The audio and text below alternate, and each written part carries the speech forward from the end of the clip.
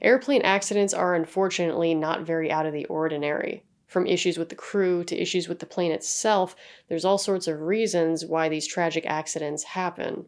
It's unfortunate when it's one thing that causes the problem, but in this case, it's a whole bunch of problems that never seemed to end. Thank you for the subscriber submission on this one. Let's take a look at what happened at the Tenerife airport disaster.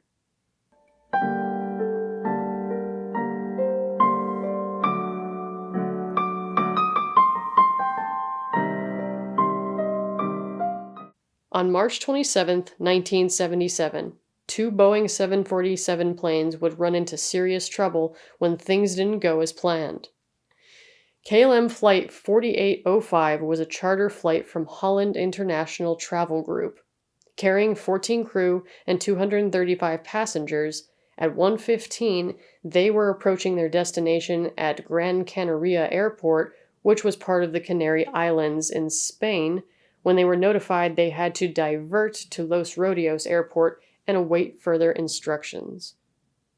Plane number 2 was a Pan Am Flight 1736, which had originated from Los Angeles International, carrying 380 passengers.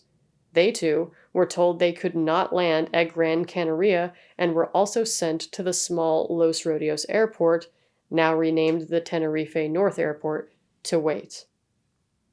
The reason for their deviations was that a bomb had gone off at Gran Canaria, injuring 8 people, and there was said to be another bomb to go off somewhere in the airport, forcing them to shut down. The bombs were planted by the separatist Canary Islands Independence Movement, a movement of self-determination and independence from the Canary Islands. Making sure no one else got hurt while they searched for the second bomb, everyone was being sent somewhere else until the situation was resolved. Meanwhile, Los Rodeos Airport was a mess. It was a regional airport that could not easily handle a whole bunch of airplanes with nowhere to go. In total, 5 large airliners had arrived due to the Canaria crisis, and their single runway wasn't capable of holding them. As a result, the planes had to be moved to the taxiway, forcing taxiing planes to taxi on the runway, also known as back taxi. Once the situation at Gran Canaria was resolved, the planes were free to take off and proceed to their correct destinations, but now there was a real jam at Los Rodeos. Pan Am was unable to get around the KLM flight, which had decided to refuel here to save time, which would take about 35 minutes. On top of that, KLM was waiting for some missing passengers to board, so it was taking an obnoxious amount of time to get everybody going. Finally, the plane started to move and the two were told to back taxi on the runway to get into position for takeoff. To add to the stress, a high-density cloud had begun to roll over the runway, concealing the Pan Am flight completely. The next cog in this disaster wheel came from miscommunication from the tower, as they instructed KLM what to do after takeoff, but not actually giving them okay to do so since they couldn't properly see the runway through the fog. KLM thought that was the green light to go, and replied with, "We're going," to which the tower responded with, "Okay," unaware that they were actually okaying them for takeoff by accident. Realizing that might have been interpreted wrong, the tower immediately added, "Stand by for takeoff, we will call you." But the call was interrupted by the Pan Am crew. All the KLM flight crew could hear was a 3-second-long screech sound instead of the very important instructions to wait.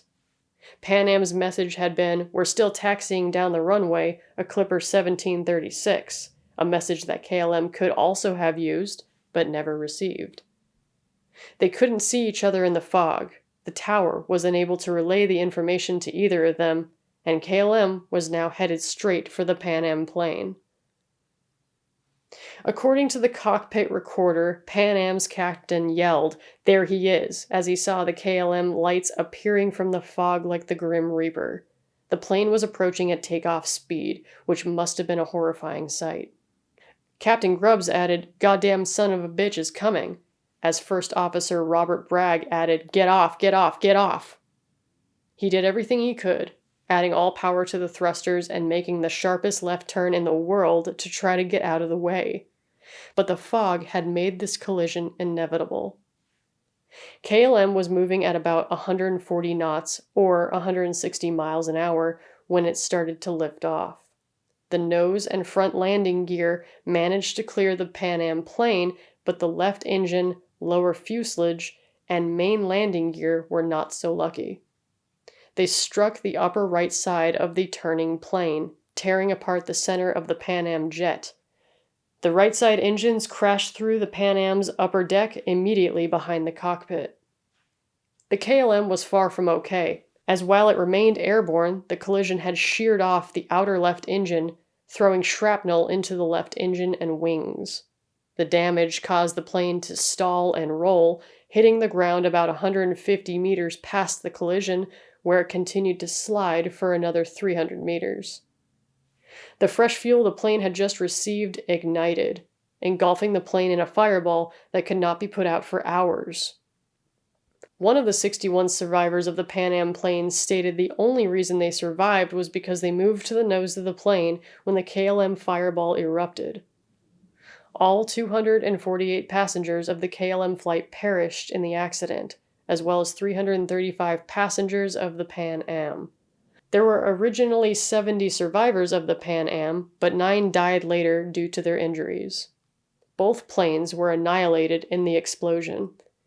The Pan Am survivors emerged from the left wing furthest from the destruction and awaited for rescue, but even this was poorly communicated, as due to the distance the KLM plane had slid from the collision, firefighters thought there was only one plane in the accident, and they were all focusing on putting the fire out instead of looking for survivors. Most of the survivors resorted to dropping off the wing to reach the ground below. Of course, the group responsible for planting bombs and starting this whole chain reaction of nonsense denied responsibility. The Los Rodeos airport was shut down for 2 days while the Spanish army was tasked with clearing the wreckage all over the runway and taxiways. The accident was covered by 70 investigators trying to piece together all that went wrong here. They concluded that ultimately the cause was KLM trying to take off without clearance and stated that they had been hasty to get out of there, but it really wasn't as simple as all that. The Dutch authorities were hesitant to accept the Spanish reports that the KLM captain was solely to blame, stating that while he was premature to attempt takeoff, he was not the only factor here, and there had been a mutual misunderstanding between him and the tower. Of course, a disaster of this size brought on some big changes on how things were done moving forward. Aviation authorities around the world introduced requirements for standard phrases and a greater emphasis on English as a common working language. Things like okay and even Roger are no longer accepted as a green light phrase, and the words takeoff can only be used in terms of clearing or canceling a takeoff. A bigger emphasis was also placed on less experienced cabin crew, giving them clearance to challenge a captain's decision if they feel like it's wrong, and must be taken into consideration by the captain no matter how experienced they are. In Amsterdam at Westgaard Cemetery, there is a Dutch memorial and final resting place for the victims of KLM Flight 4805. On March 27, 2007, an international Tenerife monument memorial was inaugurated at Mesa Mota Mountain in memory of the 583 victims. It's unfortunate that so many things had to go wrong for this accident to occur, and while I'm glad that better regulations were created because of it, so many people had to be lost as a result. Sight and communication are some of a captain's greatest allies, but we see what happens here when they're taken away. Thanks for watching. For more true crime and horror, please consider subscribing. Game with me on Twitch, follow me on Twitter, and as always, be well.